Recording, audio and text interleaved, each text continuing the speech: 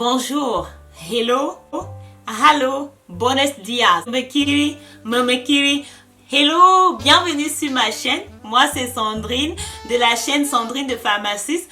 Aujourd'hui je vous propose une vidéo qui parle de la kératose pilaire parce que c'est un problème de peau, parce que c'est une maladie de la peau qui affecte plusieurs personnes dans le monde.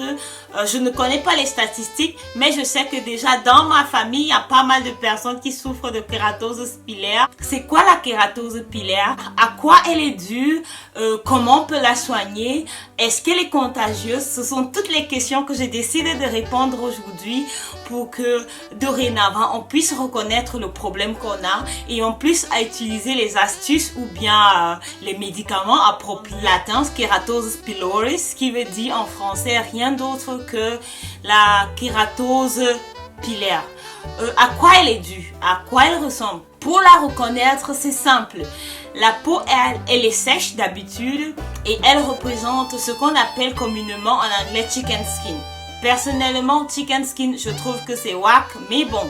La peau, elle est rugueuse, elle a comme des boutons, c'est pas vraiment des boutons, mais c'est surtout indépendamment de la race que vous avez, parce que ça joue un rôle, indépendamment de la race que vous avez, elle sera visiblement différente chez une blanche que chez une métisse et chez une noire. Je vais commencer par les noirs. Si vous êtes noir, vous avez tendance à produire un peu plus de mélanine que les autres, ce qui n'est pas une mauvaise chose parce que la mélanine est là pour nous protéger du soleil. Alors, c'est quoi la kératose pilaire?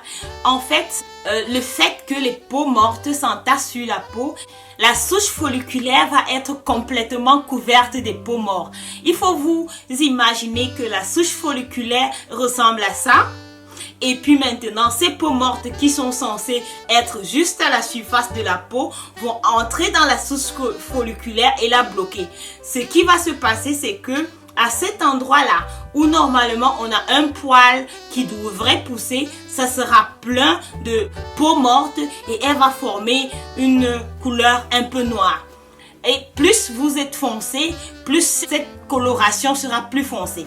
Donc si vous avez sur vos cuisses ou sur vos coudes, pour la plupart des temps, des points noirs, pour certaines personnes sur les bras, c'est que vous êtes peut-être atteint de kératose pilaire. Mais si vous êtes blanche, métissée, chez vous, ça va se manifester différemment. Elle sera un peu plus rougeâtre, comme des rougeurs normales, mais ça sera un peu tachetée et pointillé. Donc voilà, est-ce que la kératose pilaire est contagieuse? Je vais dire non, elle n'est pas contagieuse parce que elle ne se transmet pas d'un membre X à un membre Y par contact, mais par contre, elle se transmet génétiquement des parents aux enfants. On a quand même une transmission là, mais une transmission génétique à laquelle personne ne peut rien faire. Donc, de nos parents, on a souvent de bonnes choses et on a de moins bonnes choses. Je ne vais pas parler de mauvaises choses ici, mais elles ont quand même des moins bonnes choses. Et il faut savoir que si votre parent direct n'a pas la kératose pilaire, les gènes ont tendance à jouer à des petits jeux vraiment malsains, c'est-à-dire qu'ils vont sauter des générations. Donc, comment vivre avec sa kératose pilaire, c'est ce qu'on va voir ici dans cette vidéo. Restez scotchés parce qu'à la fin de la vidéo, j'ai un pseudo DIY que je vais vous proposer pour essayer de bien vivre votre quotidien. La kératose pilaire est encore plus difficile à vivre en hiver qu'en été parce que en hiver, la peau est vraiment asséchée, la peau est sèche et le chauffage, qu'est-ce que le chauffage fait? Il essaie de vaporiser encore plus de l'eau sur notre peau. Alors cette peau qui est déjà sujette à des rougeurs va maintenant encore s'assécher. La barrière lipidique sera compromise. En hiver, vous allez avoir plus de démangeaisons que d'habitude. Vous allez avoir plus de rougeurs que d'habitude. Et ça, c'est pas grave. Avec de bonnes astuces, vous saurez comment combattre ou bien comment suivre votre quotidien. Ce qu'il faut savoir aussi, c'est que la kératose pilaire, pour certaines personnes, commence à l'âge d'enfant, c'est-à-dire environ entre les 2 à 3 ans en montant jusqu'à 10 ans. Mais c'est un état qui s'améliore aussi avec l'âge adulte. Parce que premièrement, à l'âge adulte, on sait déjà mieux prendre soin de soi. Et puis aussi le corps essaie de réguler certaines hormones. On est arrivé sur la partie que tout le monde voulait savoir, comment traiter la kératose pilaire. La kératose pilaire, malheureusement, comme la plupart des maladies génétiques, ne se soigne pas. On va essayer de vivre avec et d'améliorer notre quotidien. Je sais très bien évidemment que ce sont des maladies de la peau entre guillemets. Pour certaines personnes, les maladies de la peau ne veulent rien dire, ça n'a pas une grande importance.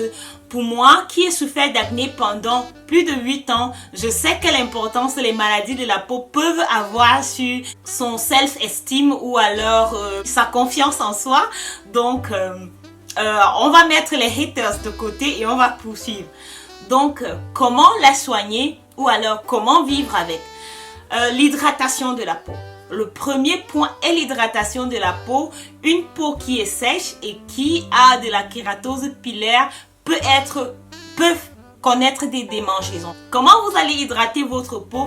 En vous orientant vers des crèmes à base d'urée, à base d'acide hyaluronique et vous pouvez utiliser du gras, mais ce n'est pas forcément nécessaire parce que hydratation veut dire eau. Utilisez des crèmes qui sont à base d'eau, qui vont vraiment hydrater à partir de 5% d'urée. C'est ce que moi je conseille jusqu'en montant. Deuxièmement, exfolier la peau. Comme j'ai dit au préalable, ce sont des peaux mortes qui se sont entassées sur la peau, qui ne veulent pas nous lâcher, qui ne veulent pas partir de la peau. Vous pouvez utiliser une brosse ou alors un gommage en tissu de votre choix, peu importe lequel. Vous devez vous gommer au moins 3 à 4 fois la semaine. Alors, pour les peaux noires, je vais dire, allez-y doucement avec les gommages mécaniques. Parce que les gommages mécaniques, qu'est-ce qu'ils font? Ils agressent un peu la peau. Oui, je sais que la peau du corps, elle a déjà tout vu. Elle est un peu robuste que la peau du visage. Mais allez-y doucement. 3 à 4 fois la semaine, c'est suffisant. Troisièmement, ce qui est ici est très important, les peelings chimiques.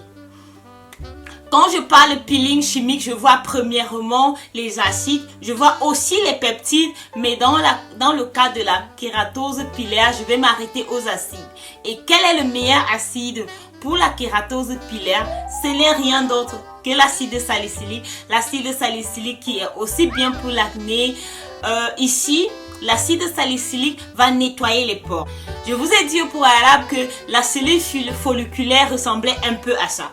Qu'est-ce que l'acide salicylique va faire? L'acide salicylique va entrer dans notre cellule folliculaire et va la nettoyer. Parce que l'acide salicylique est soluble dans l'huile et dans les lipides. Elle est la meilleure acide pour traverser l'épiderme et pouvoir nettoyer la souche folliculaire, de nous débarrasser de toutes ces peaux mortes qui se sont entassées dans nos cellules folliculaires et qui nous donnent ces points noirs.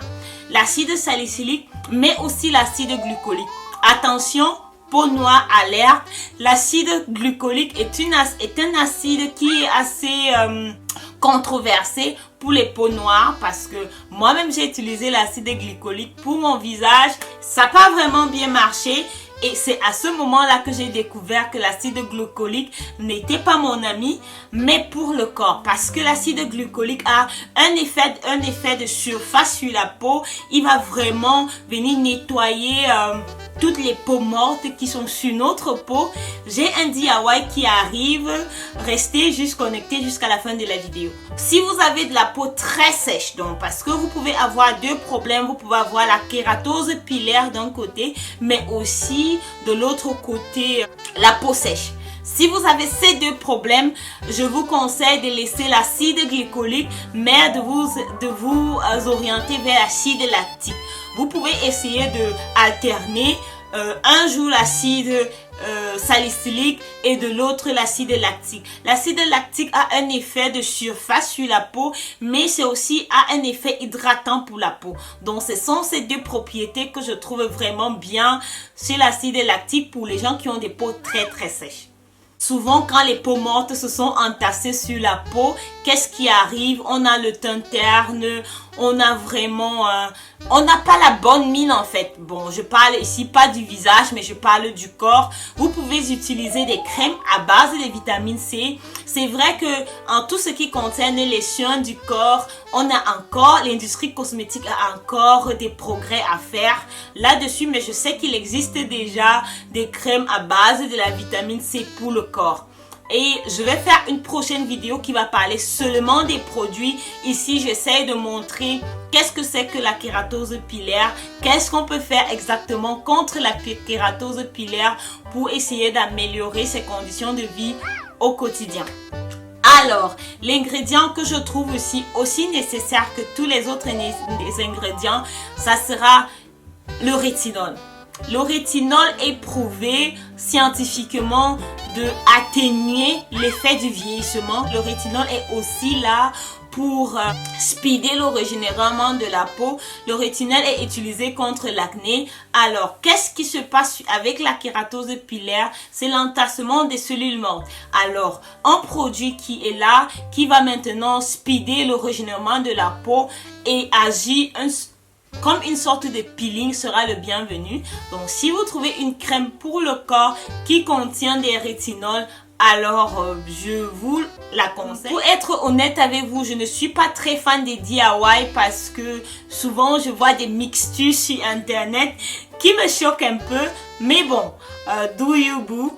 Donc, je vais arrêter de blablater. Je vais prendre tous mes ingrédients et me mettre au travail. Mon DIY aujourd'hui consiste à mélanger certains produits que j'ai dans ma salle de bain qui ont déjà des ingrédients que je peux utiliser pour mon corps, parce que imaginons qu'on essaie de créer une crème qui a de l'acide salicylique, l'acide glycolique pour le corps. Soyez certains, ça va coûter un pied ou alors un rein, je sais pas.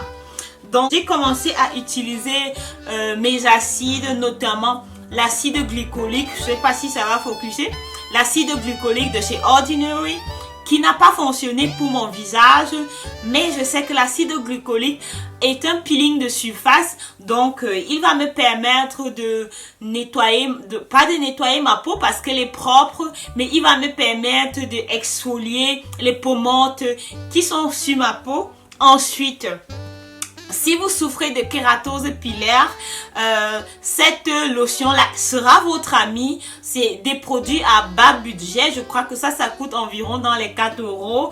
Et de Ordinary est autour de 8 € je crois. Ce que je vais faire ici, science tenante, c'est de mélanger mon acide salicylique avec mon acide glycolique de chez Ordinary dans un de mes laits préférés. Ça sera rien d'autre que le mixa aux extraits de plantes, aux extraits d'huile de plante et de panthénol. Le panthénol est là pour essayer de aider dans le régénération de la peau et des blessures, des rougeurs.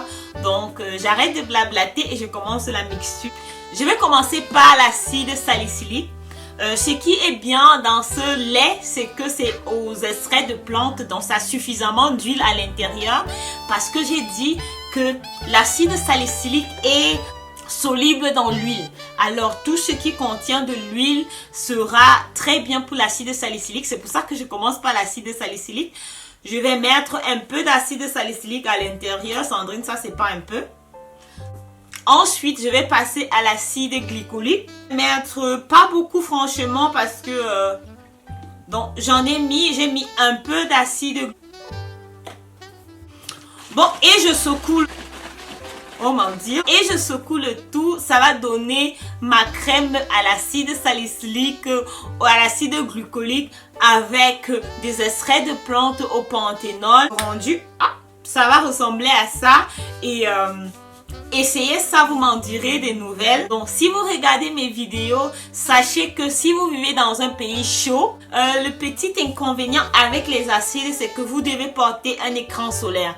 Donc maintenant actuellement c'est l'hiver parce qu'on est couvert de la tête aux pieds. L'écran solaire, oui, non. Donc si vous vivez dans les pays chauds, ça sera impératif pour vous de porter l'écran solaire. Donc si vous avez regardé la vidéo jusqu'ici, merci de m'avoir suivi. Beaucoup de nouvelles personnes sur la chaîne. Merci pour le soutien. Et j'arrête de blablater. Bye bye.